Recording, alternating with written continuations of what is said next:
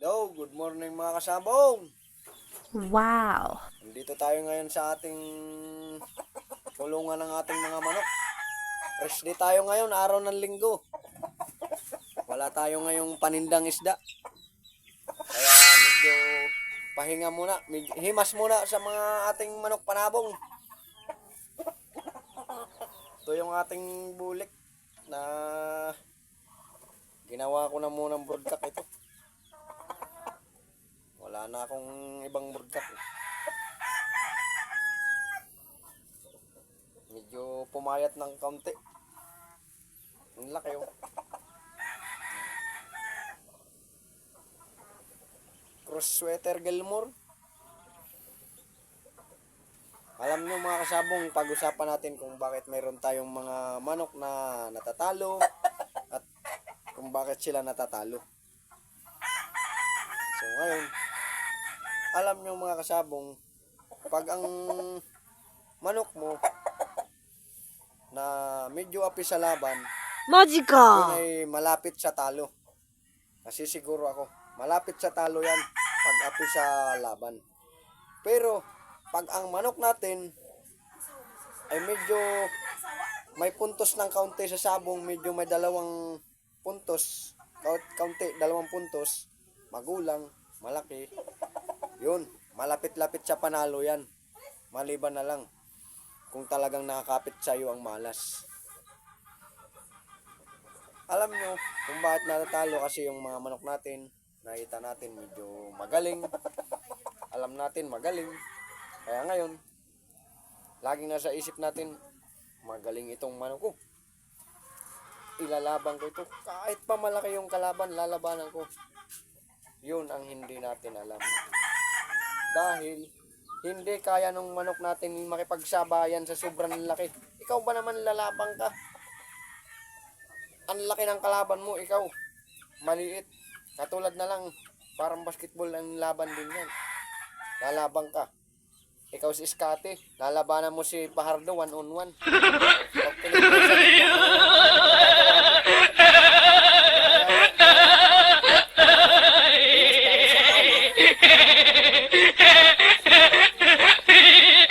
Pag tayo aasa sa galit ng manok natin. Ilalaban natin sila sa magandang laban. Kailangan nakakalamang. Kung pwede nakakalamang tayo, kailangan lalaban natin sa balikat yung laban. Nakakabalikat tayo. Hindi pwedeng sabihin mong magaling itong manok. Maganda ang kondisyon nito. Kahit anong galing ng manok mo, kahit anong galing ng kondisyon ng manok mo, kung hindi mo naman inalagaan pagdating sa ulutan, inilaban mo ng malaki ang kalaban. Ang puntos ng iyong magaling quality, ang kalaban mo malaki. Sa panahon ngayon, marami ng crossbreed. Sadyang pinapapangit yung manok. Sa akin, hindi ubra yung manok mong pagkaalpas mo iratatatat. Wala yun. Tingnan mo mga kalaban, nakatingin lang. Pagbubok, pitik na isa, pak! Sabay da plug yung manok mo. Kaya yun ang base sa experience ko ngayon sa mga natalo at sa mga nanalo kong manok. Hindi ko sinabing magaling ako magkondisyon, magaling ako magmanok. Hindi. Yan po ay base lang sa aking mga na-experience sa mga nanalo at mga natalo kong manok. Tsaka pati, sa pagkondisyon ng manok, hindi porke nagkondisyon ka ng manok lahat ng malalakas na gamot isusubo mo. Sa akin, kumpara sa akin, B50 lang ang sinusubo ko. Pagkatapos ko mag-inject ng B-complex, and then, kinabukasan, susubo ako ng B50. Bukas, wala ulit. Bukas, wala ulit. 2 araw na rest day. Sabay, subo ulit ng B50. Kasi masyadong malakas yung gamot na yun. Yun lang ginagawa ko. And then, 21 days. Bago sumapit ang 21 days, bago dumating ng 21 days, 3 days, susubo ako ng Radial 40. And then before fight, oras ng laban, kinabukasan, susubo ulit ako ng isang B50 ulit. Para gising yung manok. Kasi pag sinubuan natin ng kung ano-anong mga gamot yan, nasabi natin pampalakas ng palo, pampalakas ng pampatibay ng galaw, malakas gumalaw, mabilis kumilos. Yun ay nagiging bubo yung manok natin.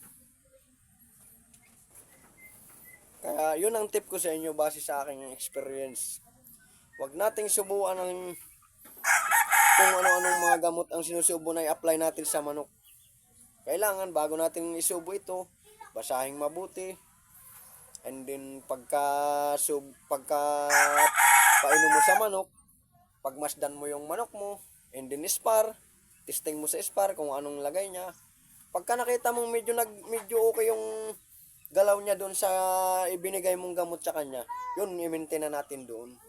Kasi pag sinubuan mo ngayon ng kung ano-anong gamot, mga malalakas na gamot, pampalakas ng palo, pampabilis ng galaw, sisiguraduhin ko sa iyo, ang manok mo ay magiging mainit na ang ulo.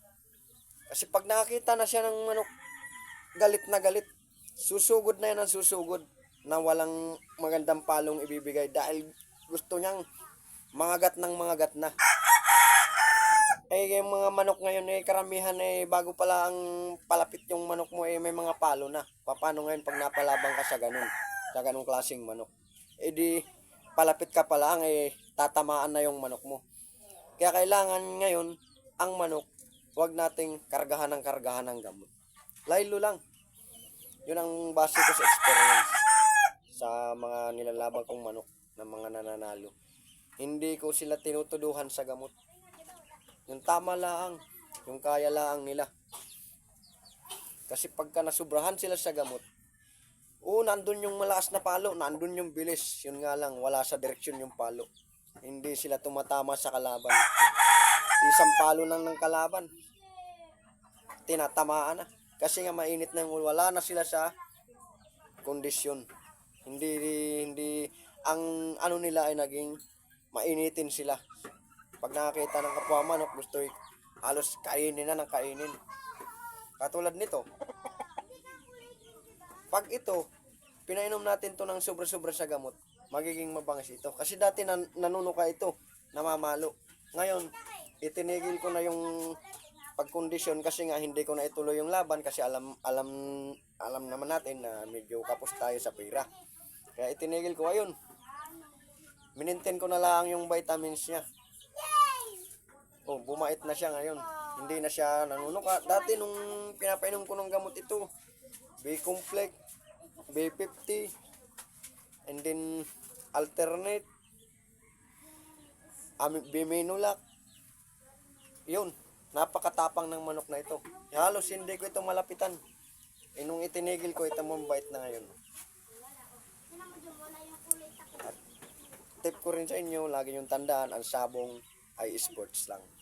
Huwag magpakalulong sa sabong dahil masisira ang buhay mo. Unang-una, sayang ang manok. Kaya, tip ko sa inyo, pag nagsabong, sports lang.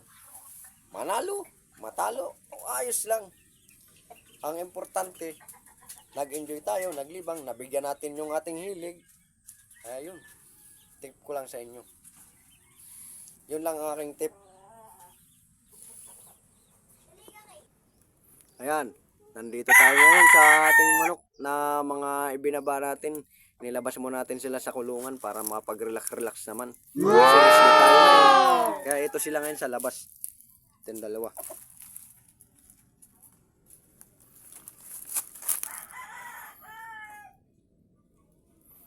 Ayan. Yan. Saka yung isa, ito rin. Ano, ilabas-labas muna natin sila. Para naman sila ay makapag-relax, tanggal stress, lagi na lang sa kulungan. Ayun, ilabas natin sila. Saka yun, ito pa yung isa. Ayan o. Maganda no? Yan yung ating mga manok na healthy. Ayan. Malapit na rin natin yan isasabak. Kung mananalo sila. Yan, ayan din yung isa. Yan. Tsaka ito. Yan yung ating isa pang ilalaban. Yan. Magulang na yan. May 2 taon na yan. Saka ito, yan, oh, nilabas natin sila para naman sila yung makaapak naman ng lupa. At sa isang linggo, 2 beses lang siya makaapak ng lupa. Kasi nga, lagi tayong busy sa paghanap buhay para sa ating pamilya. Hindi naman pwedeng puro manok lang ang gagawin natin. Gutom ang abuti natin. Pag puro manok ang ating inatupag. Ayan. Tsaka ito. Ito naman yung isa. Kaapak din ng lupa. Sabi nila.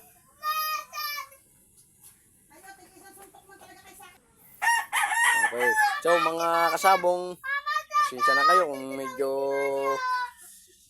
maingay dito sa pagbablog ko. Kasi yung mga bata, yung mga anak, yung mga kulit. Hanggang dito na lang yung aking vlog. At sana naman, huwag niyong kalimutan mag-subscribe sa aking channel, Kauling Channel. Bye-bye!